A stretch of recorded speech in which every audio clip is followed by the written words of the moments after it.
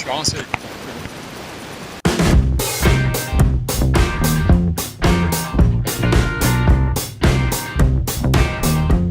Bonjour Frédéric. Bonjour Gauthier, ça va? Ouais, ça va, merci. Est-ce que tu peux nous parler un petit peu de trail? Bien sûr, on va parler de trail. Ok.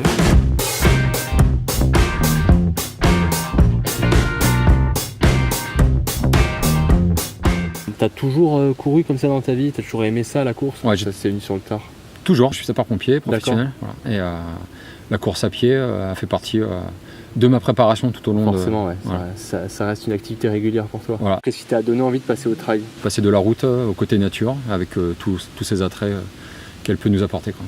L'aboutissement, c'était l'Ultra Trail du Mont Blanc, donc l'été dernier. Ouais. Un ultra de 170 km avec 10 000 mètres de dénivelé. Ah oui, quand même. Limité en 46h30 d'effort. D'accord.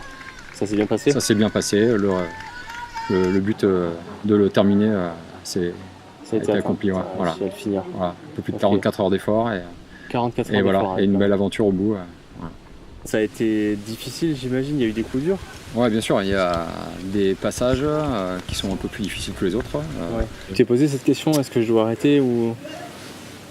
J'avais envie de me la poser, mais intérieurement, non, c'est pas possible. c'est pas possible. C'est pas possible. Ça fait 2 ans que je vis un peu pour ça et c'est hors de question. Donc il faut savoir qu'on ne court pas pendant 44 heures, on marche. Ouais. Il y a des pourcentages de côtes qui font qu'on ne peut pas faire autrement que de marcher, même pour les premiers.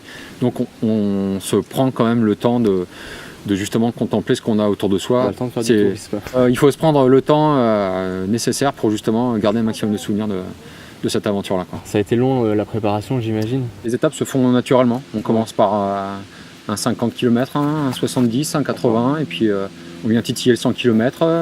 L'important, c'est de diversifier ses entraînements, et que ce soit de la route, de la piste. Voilà, c'est des séances qui allaient de 1 heure à 5 heures environ. La préparation en elle-même a duré quasiment 10 mois, et il s'est passé 2 années auparavant où on se doit d'aller chercher des points, puisque c'est une course à points. D'accord. Pour pouvoir la faire, on se doit d'aller chercher des points sur des courses référencées. Voilà. Ouais. Et également un tirage au sort. Donc oui. c'est un chemin de croix avant d'arriver. C'est déjà un exploit de commencer l'ultra trail. Si on est un trailer, je sais pas si ça se dit, un trailer confirmé, on peut venir faire des entraînements, des sessions à Lot-et-Garonne, on va pas s'ennuyer. Le département offre une diversité exceptionnelle sur des séances d'entraînement, sur des chemins de randonnée qui sont exigeants pour certains. Ouais. Voilà. Et qui permettent de pouvoir se préparer dans de bonnes conditions afin d'être au départ de cet ultra, quoi. Chaque endroit du département a sa spécificité, sa beauté. Et si tu devais donner 1 ou 2 coups de cœur à Lot-et-Garonne, ça serait lesquels?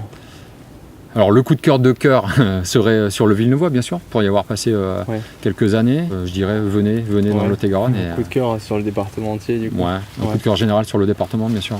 Bon, on parle de trail depuis tout à l'heure. Moi, je cours un petit peu à mes heures perdues, mais je suis pas un trailer. Est-ce que tu pourrais m'initier?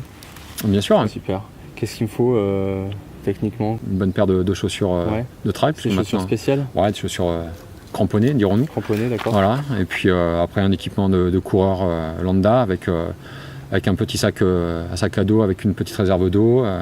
Bon, et ben écoute, je vais préparer ça et puis on va aller sur un chemin alors. Très bien.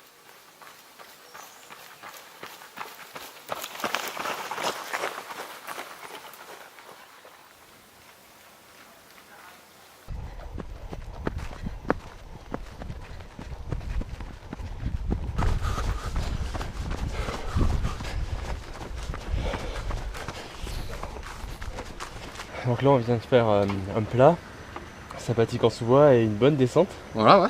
Donc j'ai pu remarquer que tu étais beaucoup plus technique que moi dans les descentes. J'ai un peu ramé. Il y a des conseils sur les descentes? Ouais, il faut se laisser aller ou il faut... Alors forcément, il faut toujours être vigilant sur ce que peut nous offrir le chemin en lui-même. Donc là, on a vu qu'on avait quand même quelques pierres qui dépassaient. Ça, avec des racines. Donc voilà, il faut toujours avoir le regard assez loin.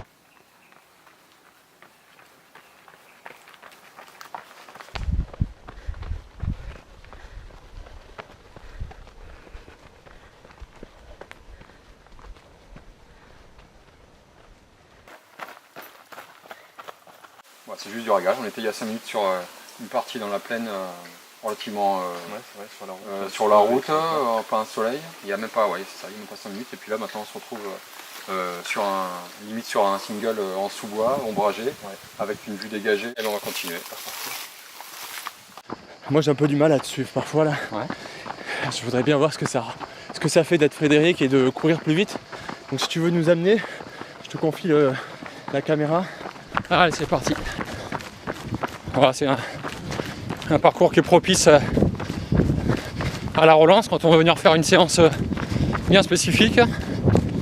Après quelques passages en côte et en single, on a de quoi se faire plaisir sur ce genre de petit tronçon. On est sur un petit 16 km/h. Allez, Bon ben, Gauthier nous a rejoint. tu m'as quand même bien fait là. Moi en fait ma sensibilité plus patrimoine me fait apprécier vraiment ce moment-là, le beau point de vue sur le hameau, l'église de Noyac, etc. Je crois que c'est le moment que je préfère. Là on vient de se taper quand même quelques montées, bon il y en a une dernière qui nous attend là. Moi j'ai eu du mal honnêtement sur les montées. Est-ce qu'il y a des conseils particuliers pour aborder une montée sans s'essouffler? Déjà c'est important de réduire sa foulée bien évidemment, ça permettra d'arriver en haut en ayant encore un petit peu sous la semelle comme on dit quoi. Voilà, ça c'est important. Et puis la posture aussi du corps, c'est important. D'essayer malgré tout d'avoir quand même le corps un peu droit mais légèrement penché de façon à quand même entraîner sur la cinétique, avoir quand même quelque chose qui reste naturel on va dire. Ouais. Voilà. Ok. Alors moi celle-ci normalement je la finis à genoux. Mon objectif de la journée c'est de la terminer. Elle a terminé en courant. Voilà. Donc pour les petits conseils précédents, on a dû circuler en 7 bien du bras. Voilà. Allez, un dernier effort, on s'accroche. Allez, on s'accroche jusqu'au bout. Voilà. Allez, on s'accroche jusqu'au bout. Allez, on y est presque là. Ça va arriver. Allez, Oh putain. super.